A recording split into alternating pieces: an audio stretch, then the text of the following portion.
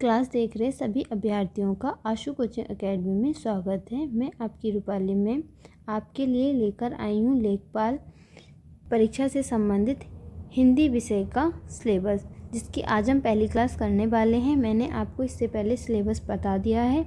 जो बच्चे यदि क्लास को पहली बार देख रहे हैं वो इससे पूर्व ही कक्षा के द्वारा आपका हिंदी का जो सिलेबस है उसे देख सकते हैं और उसे समझ सकते हैं।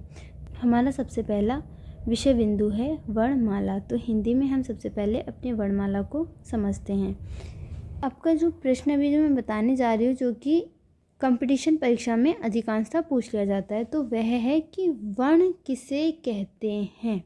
वर्णमाला तो हम तभी समझेंगे जब हमें खुद ये पता होना चाहिए कि वर्ण क्या है। भाषा की सबसे छोटी इकाई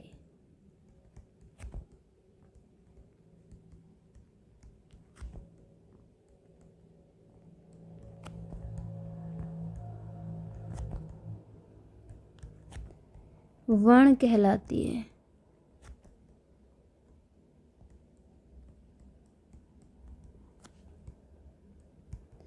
जो छात्र या छात्राएं नोट्स नहीं बना रहे हैं तो मैं उनसे कहूँगी कि आप एक बार नोट्स बना के तैयारी ज़रूर करें, क्योंकि जब आप लिखते हैं तो वे चीज़ें आपके मस्तिष्क पटल पर अच्छे से छप जाती हैं, आपको कन्फ्यूज़न नहीं होता। लेकिन आप केवल जब रीडिंग आउट करते हो तो आपको एग्ज़ाम के दौरान कन्फ्यूज़न होता है कि क्या सही था क्या गलत।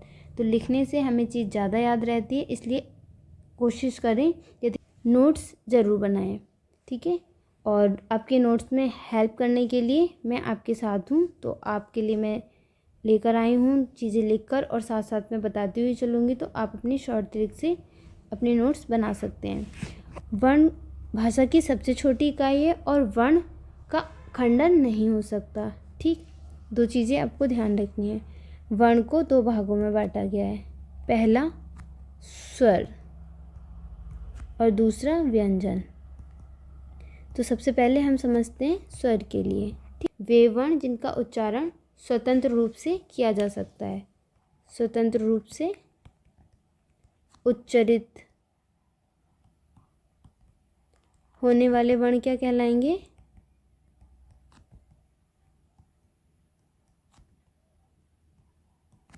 स्वर, ठीक। तो शॉर्ट में आप किसी भी जो भी डेफिनेशन आपको आसान लग रही है आप उसे लिख सकते हैं। तो स्वर हमारे कितने हैं? आ, ई, उ, ऋ, ऐ, औ, अंग, आहा। अब आपका एक प्रश्न यहाँ पे बनता है कि हिंदी में स्वरों की संख्या कितनी होती है। हिंदी में स्वरों की संख्या कितनी होती है? तो 11। कितनी होती है? 11। कोई भी 10, 12, 13 नहीं लगाएगा। यदि पेपर में यह प्रश्न आएगा कि हिंदी में स्वरों की संख्या कितनी होती है, तो आपको सही पर जवाब लगाना है 11, मतलब 11, ठीक। वो कैसे? आपका अंग क्या है? अनुस्वर। आहा क्या है? अनुनासिक। जो आगे हम चलते हैं कि स्वर आपके कितने प्रकार के होते हैं। मात्रा के आधार पर इनके जो भेद हैं वो कामता प्रसाद गुरु ने 3 भेद माने हैं। एक आपका हार्श, दूसरा दीर्घ और तीसरा आपका लुप्त, विलुप्त, ठीक। तो हार्श में क्या आ जाता है आपका? यही सारे आ जाएंगे। हास्वर आपके वो होते हैं जिनमें एक मात्रा होती है, एक मात्रिक शब्द। हास्वर एक मात्रिक शब्द को बोलते हैं, ठीक। दीर्घस्वर द्विमात्रिक, और नेक्स्ट आता है आपका विलुप्त। ये मात्रा के आधार पर है तो इन्हें बोलते हैं त्रिमात्रिक।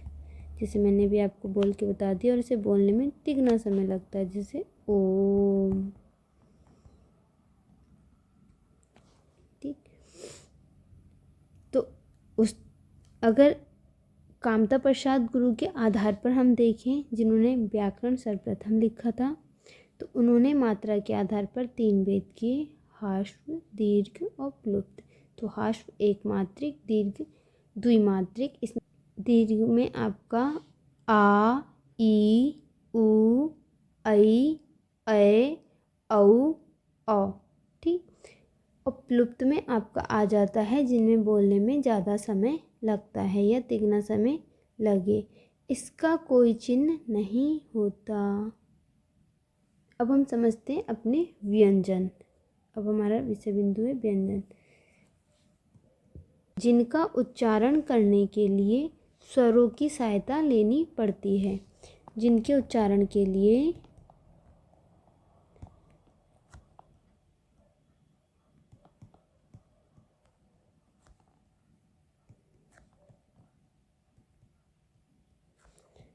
स्वरों की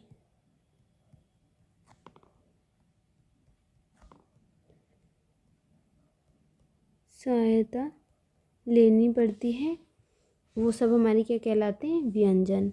स्वर स्वतंत्र रूप से उच्चारित हो जाते हैं, व्यंजन में स्वरों की सहायता पड़ती है। हमारा क, ख, ग, घ जो भी हमारे ये व्यंजन हैं वो हम देखते तो इस तरह से हैं, ठीक, पर ये इस तरह से नहीं होते। इन सब के साथ में हलंत लगा होता है और आ मिला होता है, तब ये इस रूप में बनते हैं, ठीक। अन्यथा अगर हम इनको देखेंगे तो इन सब में हलंत लगा हुआ है। तो हमारे जो वर्ग हैं वो 5 वर्ग होते हैं। क, च, ट, त, प। क, च, ट, त, प, ठीक। इन सबको, इन 5 वर्ग को हम क्या बोलते हैं? स्पर्श व्यंजन। स्पर्श व्यंजन। अंतस्थ या अर्ध स्वर, जिनका उच्चारण जीभ, तालु, दांत और ओठों के परस्पर सटाने से होता है, किंतु कहीं भी पूर्ण स्पर्श नहीं होता। आपके जीभ, दांत, तालु, ओठों के परस्पर सटाने से तो उच्चारण होगा, लेकिन ये कहीं भी स्पर्श नहीं होंगे। तो ऐसे वर्ण ये आपके क्या कहलाएंगे? तो अंतस्थ व्यंजन कहलाएंगे या अर्ध स्वर। अब आप इनका उच्चारण करके देख लीजिए। य, र, ल, व। तो किसी में आपकी टंग जो है ना तो दांतों को टच कर रही है, ना तालु को टच कर रही है, और ना ही आपके ओठ आपस में एक दूसरे को स्पर्श कर रहे हैं। इनकी संख्या मूलतः कितनी होती है? तो 4। 1, 2, 3, 4। अगला आ जाता है हमारा ऊष्म व्यंजन। तो ऊष्म व्यंजन का उच्चारण एक प्रकार की घर्षण से उत्पन्न ऊष्म वायु से होता है। घर्षण से उत्पन्न ऊष्म वायु से इनका उच्चारण होता है। इनकी संख्या भी कितनी है? 4। श, श, स, ह। श, श, स, ह। संयुक्त व्यंजन। संयुक्त व्यंजन कौन से आएंगे? तो संयुक्त व्यंजन वे आएंगे जो 2 व्यंजनों से मिलकर बने होंगे। 2 या 2 से अधिक, मतलब जिसमें वर्णों की संख्या 1 से अधिक होगी। तो छ, तो क प्लस सा बन जाएगा छा। जितने भी छात्र ऑनलाइन क्लासेस को मेरी देख रहे हैं उन सब के पास फ़ोन तो अवश्य ही होगा। तो फ़ोन पे आप अपना टाइपिंग खोलें। टाइपिंग में आप हिंदी खोलें। तो हिंदी में आप क पे हलंत लगाएं, उसके बाद शा लगाएं, तो आपका छा, जहाँ पे टाइपिंग में वर्ड आपके लिख के आते हैं वहाँ पे छा बन जाएगा। इसी तरह से त्रा, तो त प्लस रा। आप देख रहे हैं कि पहले वर्ड में मैं हलंत अवश्य लगा रही हूँ। ज, ग, शा, तो शा प्लस रा। और जब आप सिंगार लिखते हैं तो आप देखते हैं कि आप शा में रा ही लगाते हैं, लेकिन फ़ोन में आपका श्रा आधा नहीं बन पाता, वहाँ पूरा ही बनता है।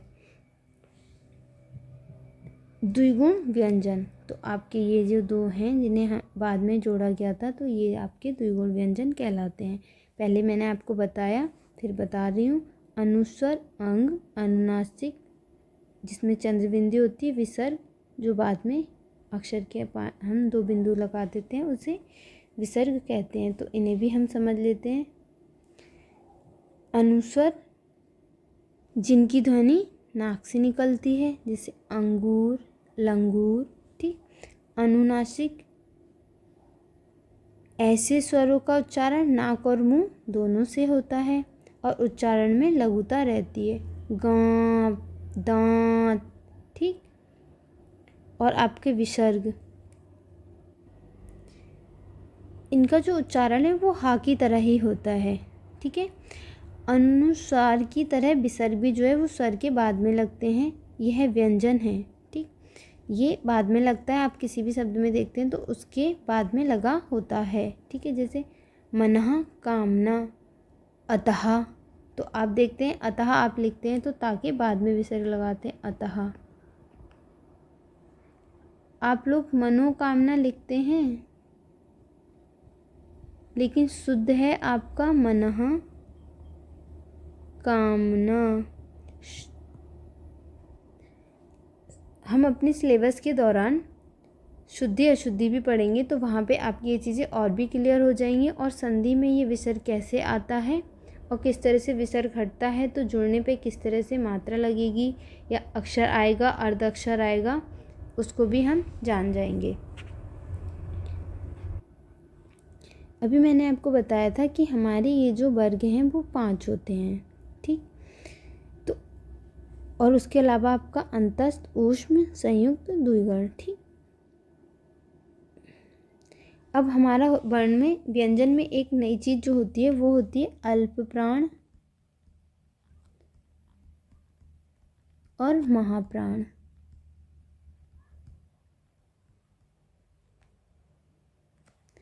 तो जो वर्ण है तो यहाँ पे हम लिख लेते हैं 1 2 3 4 5।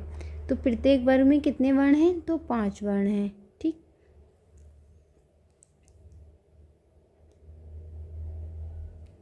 प्रत्येक वर्ग का पहला, तीसरा और पांचवा, पहला, तीसरा और पांचवा जो वर्ण है वो कहलाएगा अल्प प्राण। केवल ये का, ग यहाँ पे लागू नहीं हो रहा है, ये चा वर्ग पे भी लागू हो रहा है, टा पे भी, ता पे भी, पा पे भी, ठीक। बचा कौन सा, तो दूसरा और चौथा, तो ये हो जाते हैं आपके महाप्राण। महाप्राण ठीक से अपनी कॉपी में नोट कर लेना है, अच्छे से समझ लेना है कि प्रत्येक वर्ग का पहला, तीसरा, पांचवा और अंतस्थ जो वर्ण हैं वो आपके कहलाएंगे अल्प प्राण, और दूसरा और चौथा जो है और ऊष्म ये कहलाएंगे आपके महाप्राण। सिंपल सा समझ लेना है कि जहाँ पे एनर्जी ज़्यादा लगानी पड़ रही है वो महाप्राण, जहाँ पे एनर्जी कम लगानी पड़ रही है वो अल्प प्राण। और इस तरह से आपका क्वेश्चन पूछा जाता है, ठीक। अब एक नई चीज़ जो हम इसमें समझेंगे वो है, हमने आप लिखा हुआ देख रहे हैं कि यहाँ पे कंठ, तालु, मूर्धा, दंत, ओष्ठ लिखा हुआ है, तो ये ऐसे ही नहीं लिखा हुआ है। सबसे ज़्यादा आपका प्रश्न इन्हीं शब्दों को देकर पूछा जाता है। काचा, टा, ता, पा वर्ग नहीं दिया होता है उसमें, उसकी जगह इन शब्दों का प्रयोग किया जाता है। अब जिस तरह से मैं आपके वर्णों को बनाने जा रही हूँ आप अपनी कॉपी पे बनाते चलेंगे।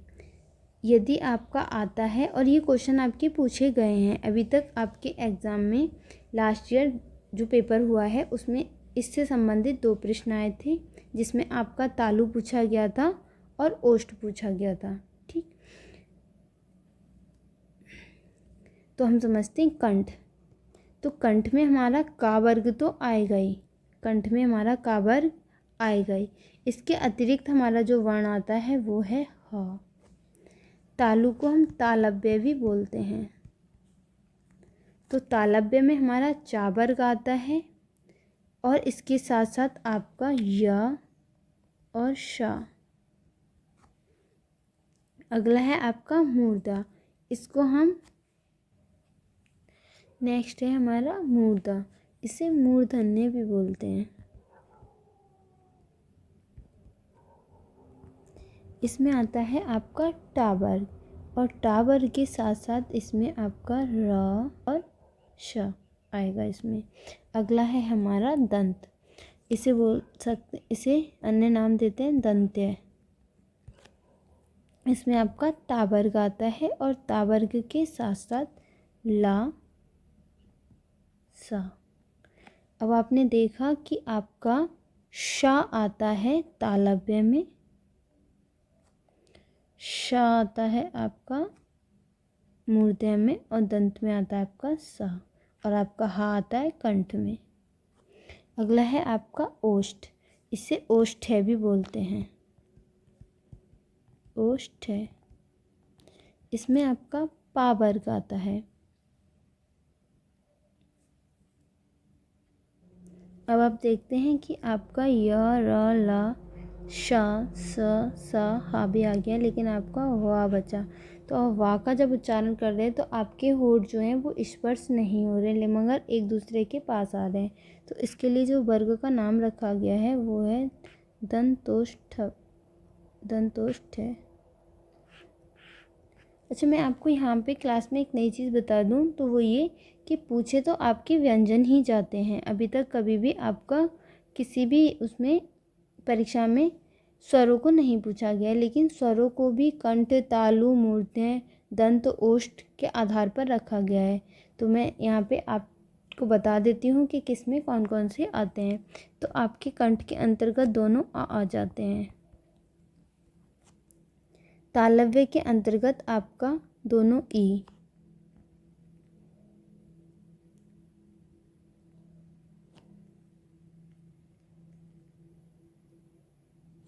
ओष्ठ्य के अंतर्गत आपके दोनों ऊ। और ऋण आपका आता है मूर्धन्य।